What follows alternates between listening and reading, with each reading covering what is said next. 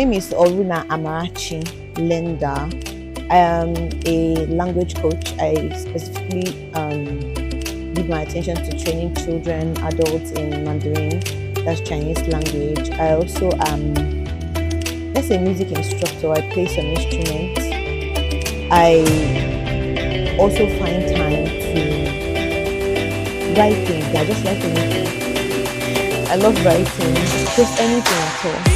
My thoughts, my feelings, and most times it helps me. So that's basically who I am, peace and my family.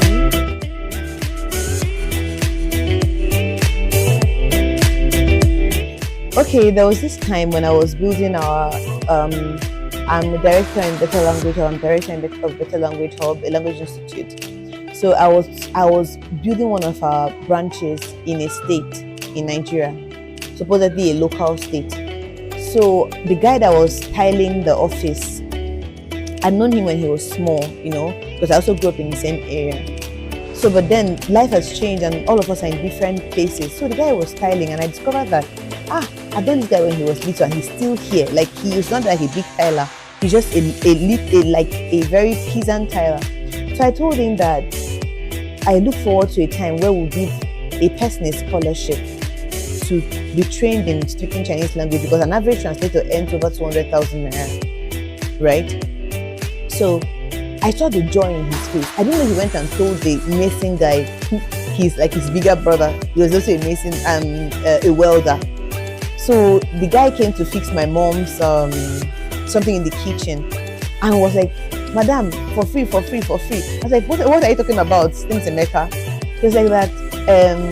They told me what you want to do for our people in the area. If you see the joy in his heart, I had not felt that kind of satisfaction in the longest of time. I was like, this is something I even told this guy just by passing, Tyler guy by passing. I didn't know that he welled so much into his heart that he was like, At that moment, I said, God, please, even if I was joking about this has to come to pass. So imagine, I really believe that, in fact, he was like that, even if you don't do anything for us, even for the fact that you think I'm for mind, it's okay. For the fact that you say, you remember, or say, they'll give people for this Mbukobe, for this Mbukobe area, it was so touching. So even till now, we have so much hope. Most of them, the guy wants to go back to school. He's not been in school. In fact, he literally, started taking drugs. So he wants to be better. You see him coming around class. So that, I think, to me, that's one of the most touching parts or things that I've done. That's actually very intriguing. Yeah.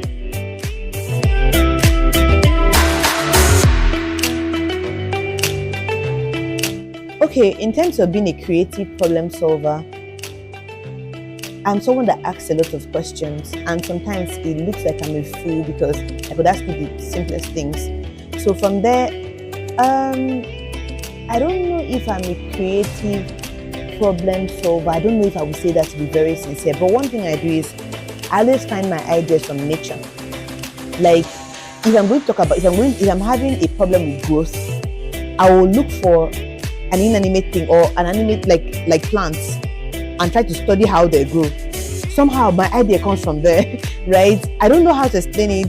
If I'm having a problem, let's say that the liquid part of my life, let me say, finances, right? He's kind of in trouble, and it's also centering on growth. I could think on what nutrients they plant. It's looking so odd, but I know that nature gives me most of my ideas. When I watch how the wind blows out. It'll be like, the sun comes out so much, I should have dried up the atmosphere, but that's exactly the sun that still, sucks up water from the ground. So I'd be like, okay, this is actually possible. It's looking like a contrasting, do you understand? So that's just how I get most of my ideas in life, and it might not seem easy. Most of my difficult ideas, actually, most of the difficult problems of my life, I've solved many of them by looking at nature. Nature actually gives me a lot of, and then I ask a lot of questions.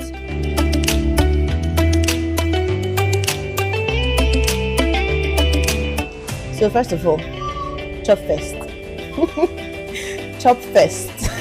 Whenever you are overwhelmed with a heart issue, like emotional issue, I would advise you to. The Nigerians have this slang, they say, chop first. First of all, chop and relax.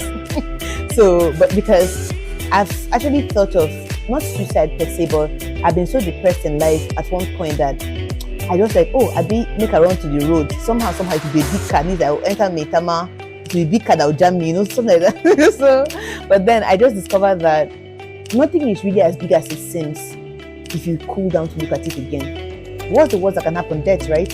Is death really the worst that can happen? So if that's at the point that it can happen, if death is as in the extreme of what can happen, then death is only a doorway to actually to life. Because we came from somewhere. You can't tell me that something as effective as this did not start from somewhere else, did not have another body. So that alone reminds me that nothing is as big as it seems. Most times when the adrenaline is up and everything, we just feel that it's so overwhelming. Think about it. When you bring an object so close to your eye, you see how big it is, can even block, do you understand? But taking this thing away from your eye, you find out that this is so minute, in fact, it's invisible. As simple as that is, that's also how you can just try this. I don't care how big the situation is. Don't forget, heart issues are very, very, very pertinent and they can destroy. But first thing is always, first of all, chillax.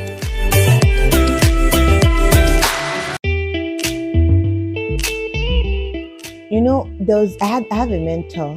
I won't say I have a mentor. He's like, he's well read.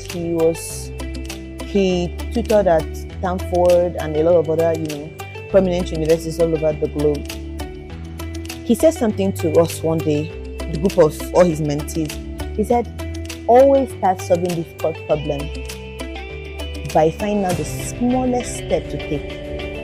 Break everything down to the last piece.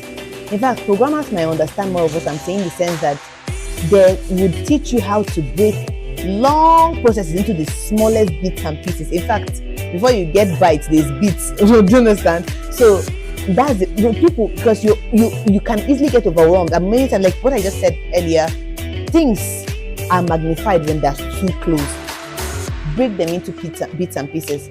I don't care how hard the thing is. I don't care how difficult the problem you want to solve it. In engineering, in programming, in whatever field it is, try to convert that thing into decompose it. I'll use the word, a biology term. Decompose it, break it down to the barest meal, the simplest thing. They're talking about a heart issue actually. Come down to even if you've eaten. Let's start from there. Break it down to the smallest thing and start, okay, why do I feel this way? Okay, how do I actually feel? Ask yourself those very tough questions.